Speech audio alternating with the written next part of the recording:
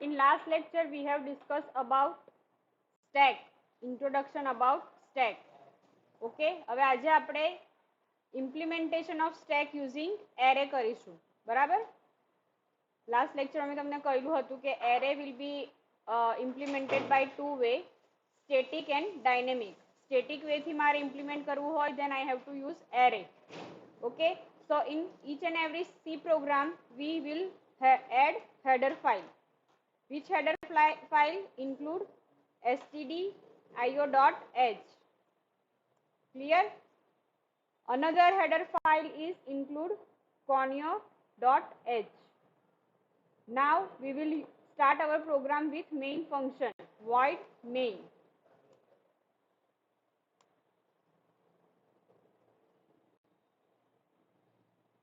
We will save our practical first.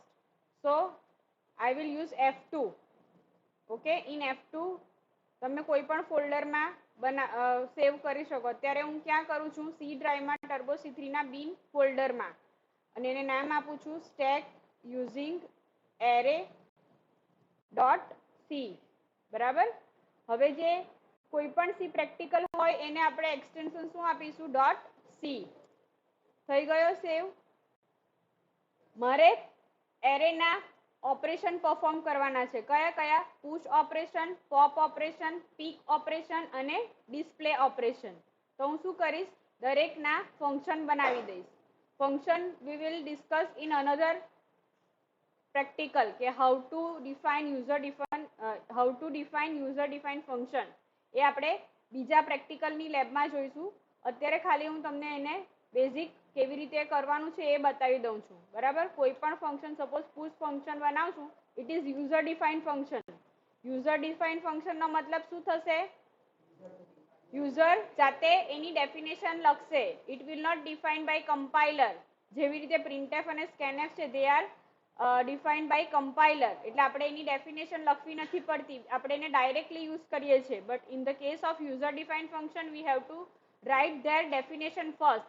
After that we can access or we can use that function. Okay, બે function થઈ ગયા. બે operation મેં કરવાના છે. મારે બે ઓપરેશન કરવાના છે, પુશ અને પોપ, અને બીજું છે પીક, અને એક અગેન ડિસ્પ્લે કરાવીશ. ડિસ્પ્લે ફંક્શન શું કરશે? સિમ્પલ તમારા સ્ટેકમાં જેટલા પણ ડેટા હશે એને ડિસ્પ્લે કરાવશે. ઓકે, હવે આ જે છે ઉપરનો આટલો portion, that will declaration of hour function, user define function. બરાબર? પુશ, પોપ, પીક અને ડિસ્પ્લે, એટલે ચાર ફંક્શન છે. એનું યુઝર ડિફાઇન ફંક્શનનું initialization or we can say declaration છે. એની ડેફિનેશન આપણે શું કરીશું? મેઇનની બહાર લખીશું. ઓકે, એટલે સપોઝ અહીંયા લખીશ void push.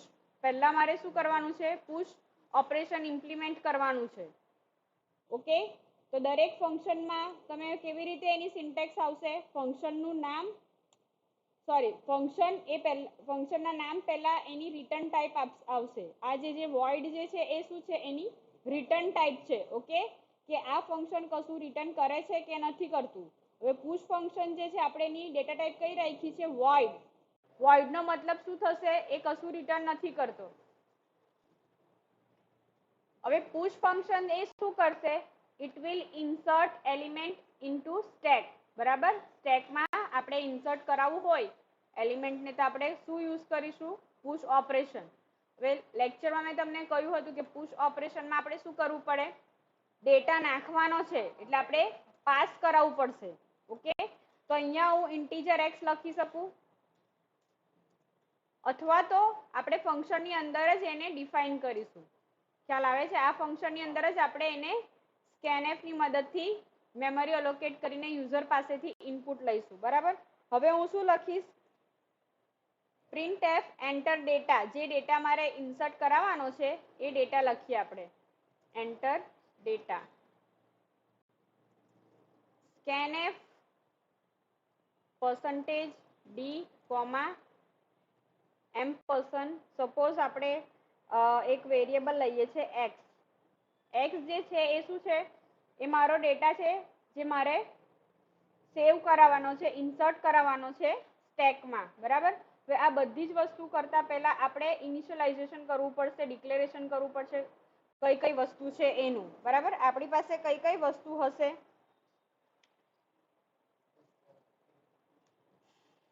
સ્ટેક જે છે, બરાબર, એને મારે એરેની મદદથી કરવાનો છે, બરાબર. તો પહેલા એનું ઇનિશિયલાઇઝેશન કરવું પડશે ઇન્ટીજર સ્ટેક કરીને, બરાબર.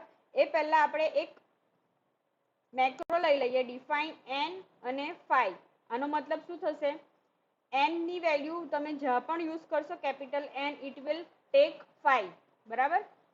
હવે સ્ટેક મારે લેવાનો છે, તો સ્ટેકને હું વેરિયેબલનું નામ આપું છું, સ્ટેકનું નામ આપું છું સ્ટેક, અને એને કેપિટલ n જ રાખીએ છીએ આપણે.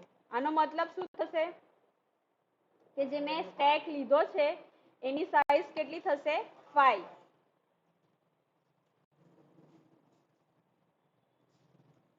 બરાબર. અને કોઈ પણ વસ્તુ ઇન્સર્ટ કે ડિલીટ કરાવવું હોય તો હું કયા વેરિયેબલની મદદથી કરાવી શકીશ? ટોપની મદદથી. એટલે integer top is equals to -1.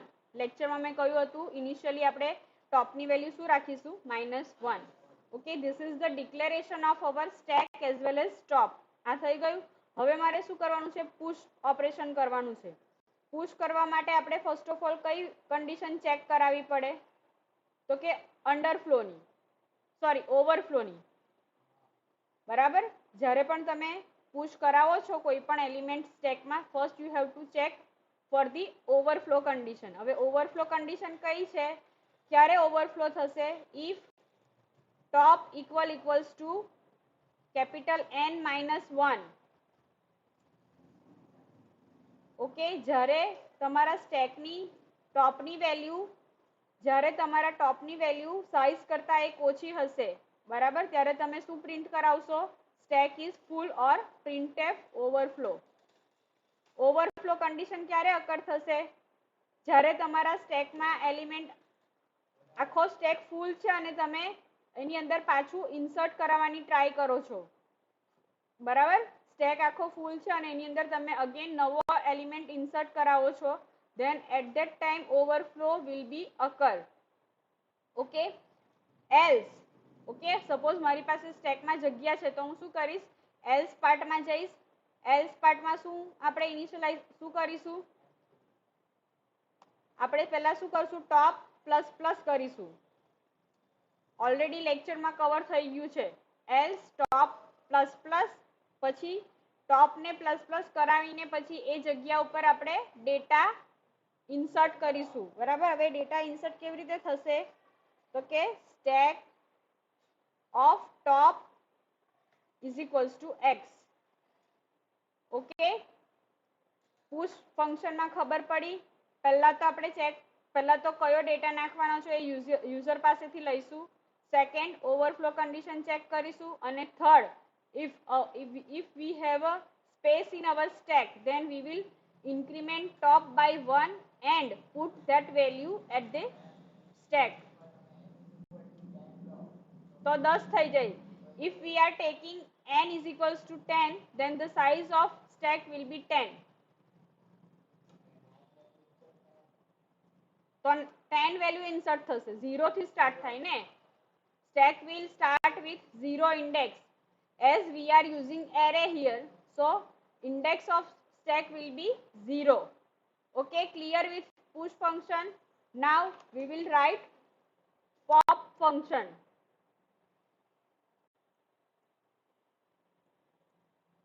Okay, pop function માં કઈ કન્ડિશન અરાઇઝ થશે? જેવી રીતે પુશમાં ઓવરફ્લો થાય છે તો પોપમાં શું થશે? અંડરફ્લો, બરાબર. અંડરફ્લો ક્યારે થશે? જ્યારે તમારો સ્ટેક ખાલી છે ત્યારે તમે અને તમે એલિમેન્ટ ડિલીટ કરાવો છો, at that time underflow will be occur, બરાબર. હવે અંડરફ્લોની કન્ડિશન શું છે? Top equals to -1. Top equals to -1 હોય ત્યારે આપણે શું થશે? આપણો સ્ટેક આખો ખાલી છે અને ખાલી સ્ટેકમાં તમે કોઈ એલિમેન્ટ પોપ કરાવી નહીં શકો. At that time you have to return printf underflow. Okay. Else જો તમારો સ્ટેક ખાલી નથી, then what you have to do? You have to do top minus minus. Okay, મારે શું કરાવવું છે, જે એલિમેન્ટ પોપ થાય છે બરાબર, એને ડિસ્પ્લે કરાવવો છે. તો હું શું કરીશ, પહેલા એ એલિમેન્ટને કોઈક વેરિયેબલમાં સ્ટોર કરીશ. સપોઝ ઇન્ટીજર આઇટમ નામનો એક વેરિયેબલ લઉં છું અને આઇટમમાં જે પોપ થશે એ વેલ્યુ સ્ટોર કરાવું છું બરાબર. પોપમાં શું થશે, જે વેલ્યુ જે પોપમાં શું થાય, જે ટોપમોસ્ટ એલિમેન્ટ છે સ્ટેકનો એ જ ડિલીટ થશે બરાબર. એટલે હું અહીંયા કઈ વસ્તુ સ્ટોર કરીશ, stack of top. Okay, stack of top. હવે આઇટમ, પહેલા આઇટમ નામનો વેરિયેબલ લીધો, એની અંદર મેં શું કર્યું, સ્ટેકના જે ટોપમોસ્ટ એલિમેન્ટ છે એને સ્ટોર કર્યો. પછી હવે મારે શું કરવાનું છે, ટોપ માઇનસ માઇનસ. જેવી રીતે આપણે પુશમાં ટોપ પ્લસ પ્લસ કરીએ એ જ રીતે આપણે પોપમાં ટોપ માઇનસ માઇનસ કરીશું. ઓકે, ખ્યાલ આવે છે. અને પ્રિન્ટએફ જે પોપ થયો છે આઇટમ તેને આપણે display કરાવીશું.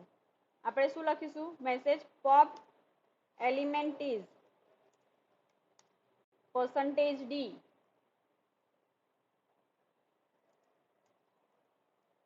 Stack of top. Okay, આ હતું પોપ ઓપરેશન. નેક્સ્ટ છે પીપ ઓપરેશન, વોઇડ પીક.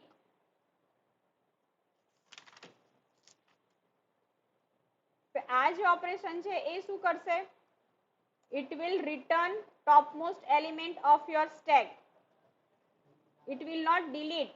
Pop શું કરશે, delete કરશે, remove કરશે. But in the case of peek operation it will only return, delete નહીં કરે. ઓકે, આમાં પણ આપણે પહેલા ચેક કરવું પડશે કે મારો સ્ટેક ખાલી તો નથી. So we have to write again under flow condition, if top is equals to -1, then we will write printf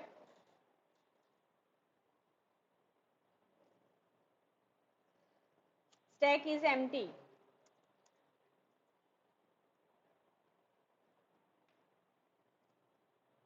okay,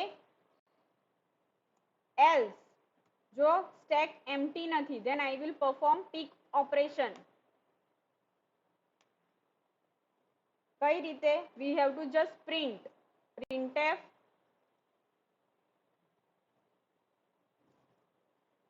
topmost element of stack is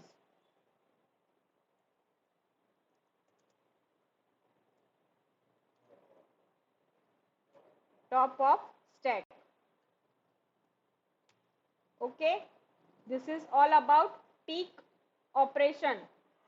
Now I want to display. મારે શું કરવું છે, એક એક element display કરાવવો છે સ્ટેકનો. Okay, તો void display. હવે મારી પાસે સ્ટેક જે છે એ મેં એરેની મદદથી ઇમ્પ્લિમેન્ટ કર્યું છે. તો જેવી રીતે આપણે વન ડાયમેન્શનલ એરેમાં ફોર લૂપનો યુઝ કરતા હતા, એવી જ રીતે આપણે સ્ટેકમાં પણ એલિમેન્ટને ડિસ્પ્લે કરવા માટે ફોર લૂપનો યુઝ કરીશું. તો ઇન્ટીજર આઈ વેરિયેબલ લઈએ બરાબર. For i is equals to top. હું શું કરીશ, અહીંયા ટોપ થી સ્ટાર્ટ કરીને 0 ની નીચે સુધી જઈશ બરાબર. એટલે i is equals to top, i greater than or equals to 0 and i plus plus.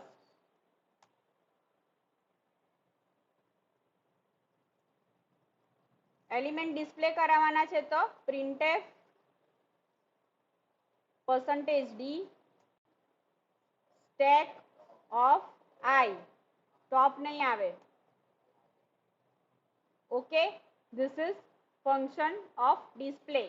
Display ફંક્શનને તમે ટ્રાવર્સ ફંક્શન પણ કહી શકો. You can say display function as traverse. ટ્રાવર્સનો મતલબ શું થશે, you will visit each and every element one by one. પહેલા ટોપ પરનો એલિમેન્ટ, પછી એના પછીનો, પછી એના પછીનો અને પછી લાસ્ટનો. Clear? So this is about display function. Push function જોયું. We have already talked about push function, pop function and pick and display. Okay, now we will run our practical. પહેલા save કરીએ. First we have to save. First of all we have to compile. જો નીચે લખ્યું છે compile કેવી રીતે કરી શકો? You can compile with Alt F9. Alt F9. So I have 5 errors. કઈ error છે? Type mismatch in redeclaration of push. જોવો. Void push. We have to define data type of your function. એટલે બધામાં આપણે શું લખવું પડશે? Void.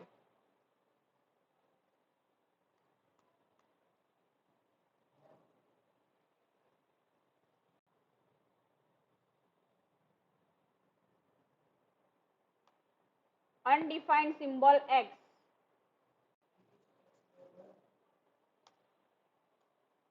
Integer x.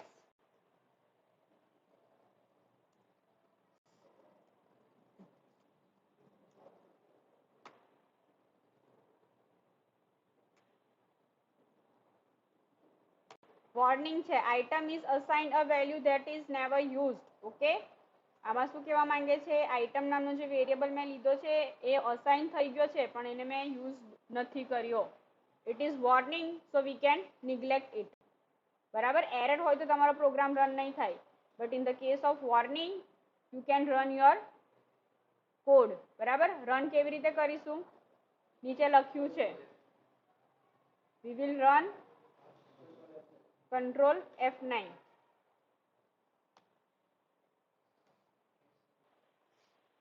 આપણે આને ઉપર લઈ જઈએ.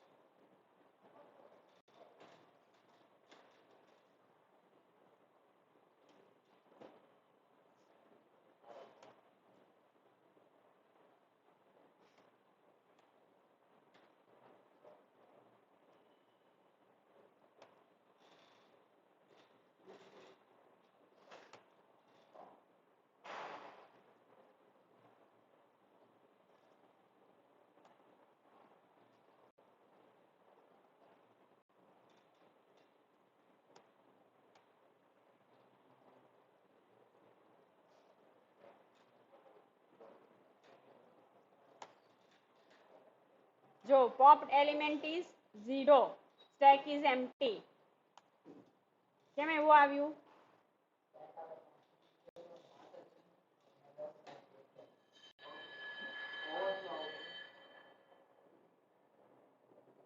Enter data.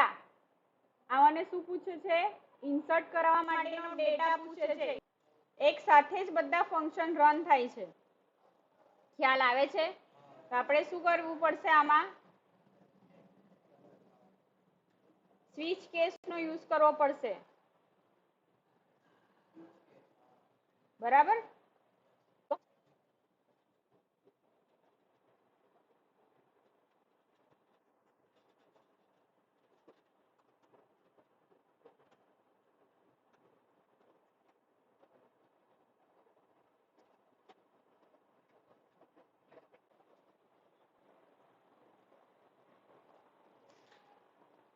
આપણે શું કર્યું? જે પુશ, પોપ અને પિક અને ડિસ્પ્લે આ જે 4 ફંક્શન છે એને સ્વિચ કેસમાં મૂકી દીધા. સ્વિચ કેસ એટલે કયો? કેવી રીતે પરફોર્મ થશે? જ્યારે તમે કેસ 1 પ્રેસ કરશો તો એ શું કરશે? પુશ ફંક્શનને કોલ કરશે, એટલે પુશ ઓપરેશન કરશે. 2 પ્રેસ કરશો તો પોપ ઓપરેશન કરશે. 3 પ્રેસ કરશો તો પિક. 4 પ્રેસ કરશો તો ડિસ્પ્લે.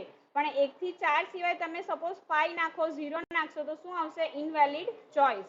ઓકે, હવે ડુ વાઇલ લૂપ આપણે ક્યાં સુધી ચલાવવાની છે? જ્યાં સુધી ચોઈસ મારી <5 હોય ત્યાં સુધી. એટલે 1 0 થી લઈને આપણે 0 એન્ટર કરશું તો ઇનવેલિડ જશે, બરાબર. But if we are enter more than 4 then it will not take do while loop. Okay, run કરીએ. Indefined symbol choice.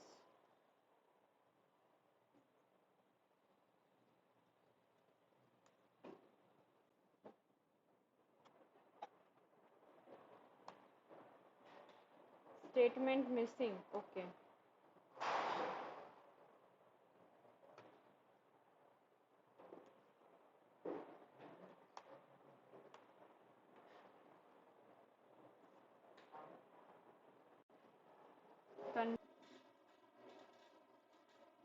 અહીંયા ડુ વાઇલમાં શું આવશે? ચોઈસ નોટ ઇક્વલ્સ ટુ 0, બરાબર. આપણે we can not enter choice 0, બરાબર. હવે એ ડુ વાઇલની અંદર આપણે બીજું પણ લખી શકીએ કે કઈ ચોઈસ શું કયા નંબરની ચોઈસમાં કઈ વસ્તુ છે. સપોઝ પ્રિન્ટએફ એન્ટર ચોઈસ,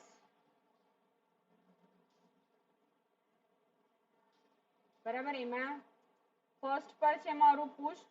આનો મતલબ શું થશે?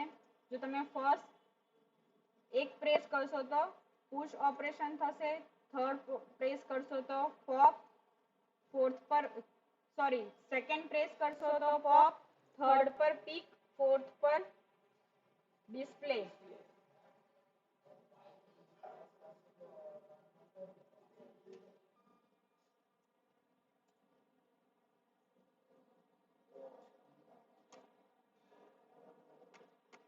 આમાં જે ચોઈસ લીધી એને આપણે સ્કેન કરાવવું પડશે ને. scanf %d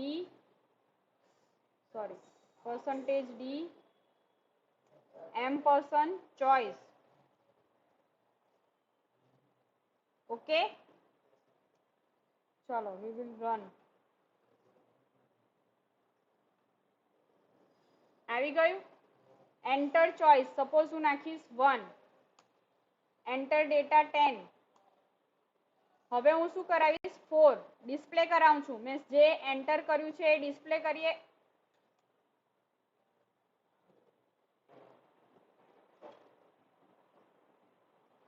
એક બીજી ચોઈસ મૂકી દઈએ, 5th એક્ઝિટ. 5 પ્રેસ કરીશ તો હું એક્ઝિટ થઈશ. ઓકે, એના માટેનું ફંક્શન છે case 5 exit.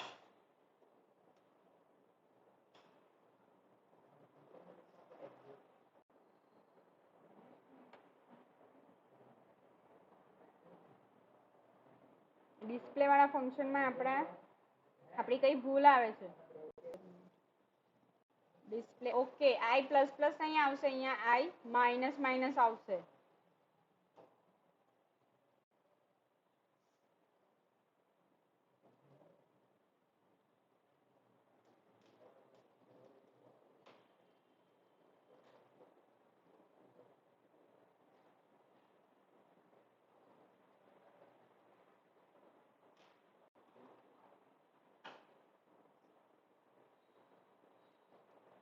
રન કરીએ. સપોઝ ચોઈસ નાખું છું 1, જેવી રીતે પ્રિન્ટએફ અને સ્કેનએફ છે ને એ રીતે, બરાબર.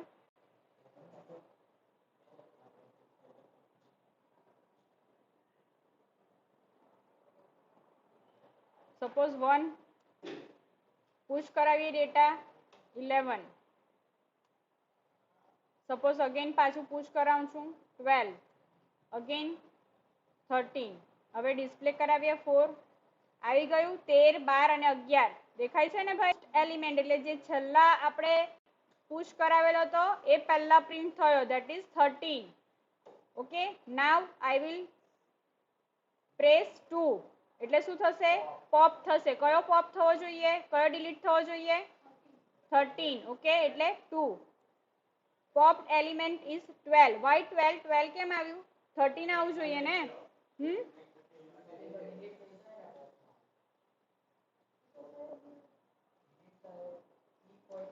જો એક્ઝિટ થઈ ગયા આપણે આપણી સ્ક્રીન પર આવી ગયા પોપ એલિમેન્ટમાં આપણે શું કર્યું છે ઓકે આ પ્રિન્ટનું સ્ટેટમેન્ટ આપણે ઉપર લખીશું પહેલા આપણે એને ડિસ્પ્લે કરાવી દઈશું ને પછી એ કરીશું બરાબર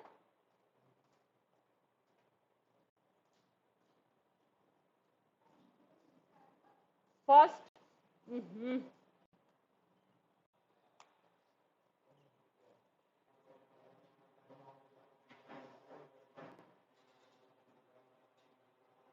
પુશ કરાવીએ 10 12 45 અગેન પુશ કરીશ 67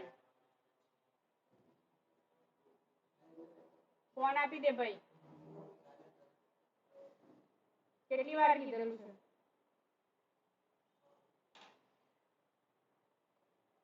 now we will display stack element 4 થયું 67 45 12 અને 10 now we will pop એટલે સેકન્ડ પોપ્ડ એલિમેન્ટ ઇઝ 67 આવી ગયું ટોપ મોસ્ટ એલિમેન્ટ જે છેલ્લે એન્ટર કરેલો તો એ નીકળી ગયો પહેલા બહાર હવે ડિસ્પ્લે કરાવીએ 4 જુઓ 67 નહીં આવ્યો એ સિવાયના 45 12 અને 10 હવે કયું ઓપરેશન પીક ઓપરેશન એક બાકી છે આપણે જોઈએ થર્ડ પ્રેસ કરીશું તો પીક ઓપરેશન પરફોર્મ થશે top most element of stack is 45 બરાબર છે 45 છે ઓકે અને 5 પ્રેસ કરીશ તો exit this is your second practical આ તમારે